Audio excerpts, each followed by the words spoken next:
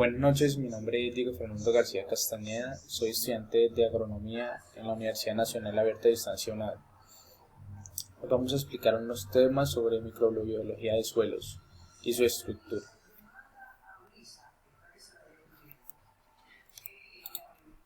Entonces, como primera pregunta tenemos, ¿de dónde procede el aporte más importante del CO2, dióxido de carbono, a la atmósfera? Como sabemos, el CO2, es expulsado por medio de el carbón, el petróleo y el gas, que son los combustibles fósiles, ¿no? Por lo cual va fuente de automotores, fuentes de fábricas, talas de madera, eh, son fuentes y procedentes de la acción humana. Eh, Según el siguiente enunciado, dice: el ciclo redox del carbono comienza con la fijación fotosintética del CO2, dirigida por la energía de la luz. Entonces acá tenemos el ciclo del carbono, tenemos el CO2 en el aire, como tal tenemos la combustión industrial, la respiración y la fotosíntesis. La respiración de las plantas genera CO2, eso lo atrapan el CO2 del aire. La respiración de animales,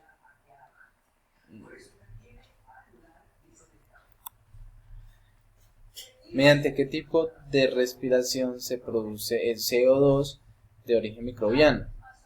Este se produce mediante materia orgánica del suelo, puesto que la biomasa microbiana forma la respiración. ¿Por cuáles factores está controlada la tasa de producción primaria de fijación del CO2? Como tal, el CO2 es el vapor de agua y otros gases que forman parte de la atmósfera. Tienen la particularidad de absorber el calor que emiten a la Tierra, por lo cual ésta evita perder gran parte de dichas radiaciones hacia el espacio. Según el siguiente enunciado, el sulfuro se forma a partir de la reducción bacteriana de las bacterias reductoras de azufre. Obtienen su energía reduciendo azufre a sulfuro de hidrógeno. Varios tipos de bacterias y numerosas archaea no metanógenas pueden reducir el azufre. El H2S es un sustrato o un producto de las bacterias reductoras del sulfato. Como tal, sabemos que las bacterias reductoras del sulfato, SRB por sus siglas, son bacterias quimiolitótrofas que emplean sulfato como aceptor final de electrones en la degradación de la materia orgánica, proceso denominado sulfato de reducción, que da como resultado la producción de hidrógeno y sulfato. En el ciclo del hierro, Fe3 más hierro férrico se reduce químicamente mediante respiración anaeróbica. Entonces, como tal, tenemos tres opciones, que es el ciclo del hierro.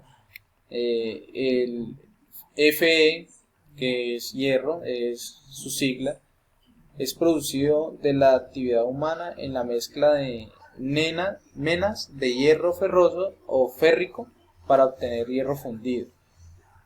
El hierro es uno de los elementos más abundantes de la corteza terrestre. En la superficie de la Tierra, el hierro se representa en dos estados de oxidación: ferroso y férrico. ¿A qué se debe? Para muchos organismos, los fosfonatos sean una fuente de fósforo P poco utilizable. Los fosfonatos, ácidos fosfónicos, simplemente fosfitos, son compuestos orgánicos organofosforados que pueden considerarse formalmente como sales o esteras del ácido fosforo. ¿Cuáles son las principales reservorios del calcio en el ciclo biogeoquímico en este elemento? Entonces, como tal, acá tenemos una imagen del ciclo del calcio. Tiene unos efectos, la distribución del elemento de relación con otros ciclos. Se encuentran y se reciclan continuamente en la litosfera por la erosión y los suelos, cuevas, cuerpos de agua y sus depósitos de origen sedimentarios por levantamiento geológico. La forma principal del nitrógeno en la Tierra es N2, debido al triple enlace entre dos átomos de nitrógeno. Solo se puede ser usado como fuente de nitrógeno por. Entonces acá podemos efectuar el nitrógeno, es un componente esencial de los cuerpos de los seres vivos. Los átomos de nitrógeno se encuentran en todas las proteínas, forma de nitrógeno que puede ser utilizada por las plantas. Acá tenemos el ciclo del nitrógeno atmosférico. Empezamos por las bacterias fijadoras del N2 de las raíces, pasamos a las bacterias fijadores del N2 del suelo que producen amonio, que esto nos lleva a las bacterias nitrificantes de nitrito, bacterias nitrificantes, nitrato, y la asimilación de las plantas. De los siguientes procesos, ¿cuáles originan pérdidas significativas del nitrógeno fijado en la biosfera y resultan ser procesos perjudiciales para la agricultura? Como sabemos, el nitrógeno, cuyo símbolo es N, fue descubierto como elemento químico independiente en 1772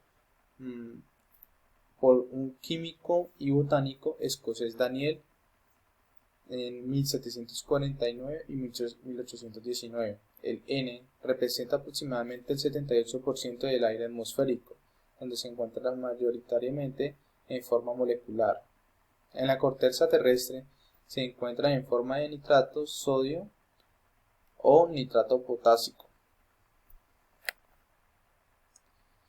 El hierro es uno de los elementos más abundantes de la corteza terrestre.